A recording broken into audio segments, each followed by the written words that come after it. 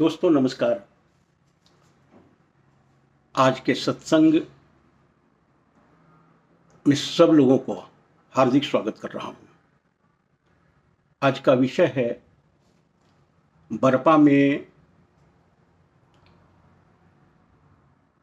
आयोजित होने वाला 51 दिनों का अखंड संकीर्तन नाम यज्ञ।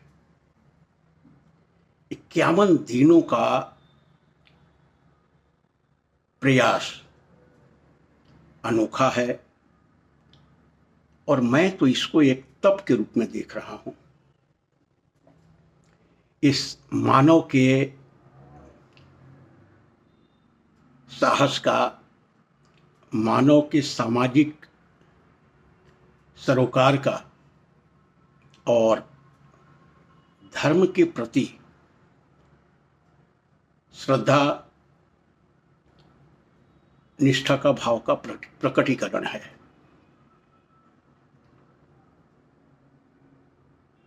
नाम संकीर्तन का अखंड का कथाकार कलिकाल के लिए बहुत ही उचित समझते हैं और कथाओं में इसका काफी वर्णन होता है विस्तार से।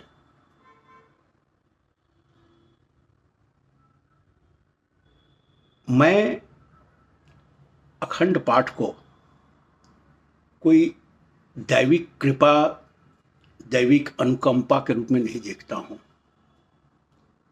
मैं तो इसे मानव के हौसला और उसके साहस के प्रतीक के रूप में देखता हूं। विकट समय में भी खुद को चैलेंजेस के सामने रखना और उस पे विजय पाना।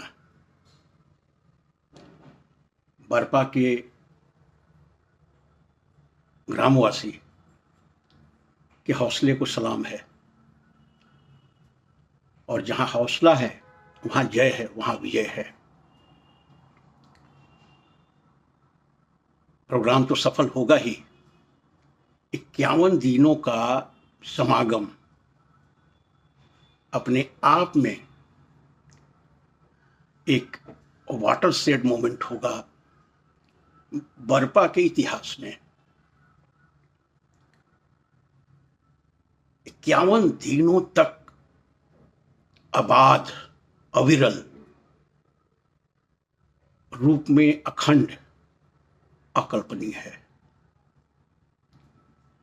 लेकिन जब ग्रामवासियों ने सोच लिया है, व्रत ले लिया है कि इसे करना है, तो फिर करना है।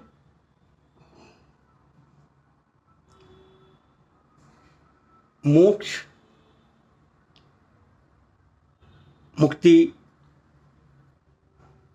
के बहुत सारे माध्यम भारतीय परंपरा में स्थापित हैं।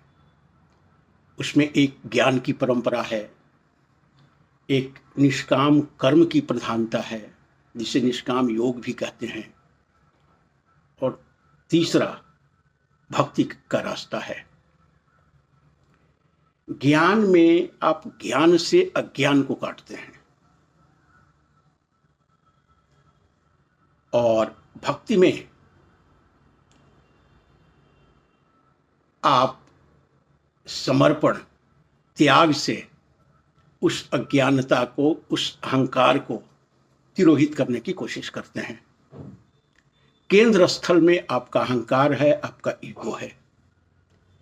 ज्ञान में बौद्धिक विवेचना के आधार पे आप अज्ञानता को, ईगो को एक विकृति समझते हैं और उसके परे जाने की कोशिश करते हैं। वहीं भक्ति परंपरा में ईगो को परम पुरुष के सामने समर्पण कर उसके अस्तित्व को खत्म करना चाहते हैं। बात एक ही है, सार एक ही है। ईगो से परे कैसे जाना है, क्योंकि जब तक ईगो है तब तक बॉन्डेज है, और जब ईगो नहीं है तो फिर मोक्ष है। निष्काम कर्म और भक्ति को मैं भक्ति में ही शामिल करता हूं, क्योंकि निष्काम कर्म के बिना भक्ति का कोई मतलब नहीं है, और भक्ति के बिना निष्काम का कोई मतलब नहीं है।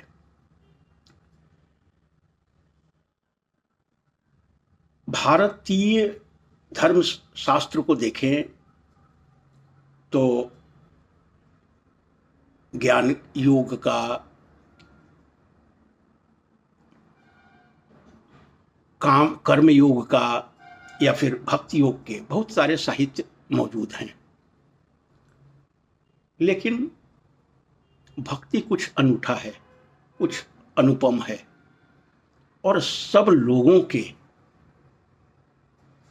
समझ में आने वाली बात है। सब लोगों के इमोशंस, भाव को कहीं ना कहीं ये छूता है, और जो हृदय को छूता है उससे आप प्रेम करते हैं, उससे आप प्यार करते हैं। भगवान कह लें, गॉड कह लें, परम तत्व कह लें, परम पद कह लें,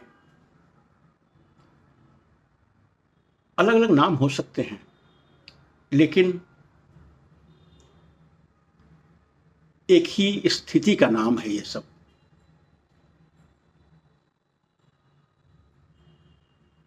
बरपा के जो लोग हैं, भक्ति संगीत में उनका पारंपरिक जुड़ाव रहा है। ढोलक और झाल तो यूं ही बजा दिए जाते हैं संध्या में, दो आदमी जुट गए, बैठ गए तो संकीर्तन हो जाता है। बरपा के भाव में ही संकीर्तन है, बरपा के भाव में ही गायन है, नृत्य है, साहित्य और कला है। इस आयोजन का मैं स्वागत करता हूं और अपनी शुभेच्छा भेजता हूं। हमारी कोशिश होगी कुछ इस दौरान बरपा में आए और इस ज्ञान तप में, इस अखंड पाठ में शामिल हों। यदि किसी कारणवश नहीं आ पाता हूं तो मैं क्षमा प्रार्थी हूं आप लोगों से। कोशिश मेरी जरूर रहेगी, और वहां आना ये मेरे लिए आवश्यक है। बरपा को मेरी कोई ज़रूरत नहीं उस तरह की होगी, क्योंकि न तो मैं उस तरह का गायक हूं, तो हमारी भूमिका वहां आने के बाद भी बिल्कुल नगण्य सी होने वाली है। लेकिन मैं जहां भी हूं, इस प्रोग्राम के साथ खड़ा हूं, भावात्मक तौर पे और एक नैसर्गिक एहसास के तौर पे। मेरा साथ संपूर्ण रूप में ग्रामवासियों के साथ है। Thank you so much for watching the video. Thank you.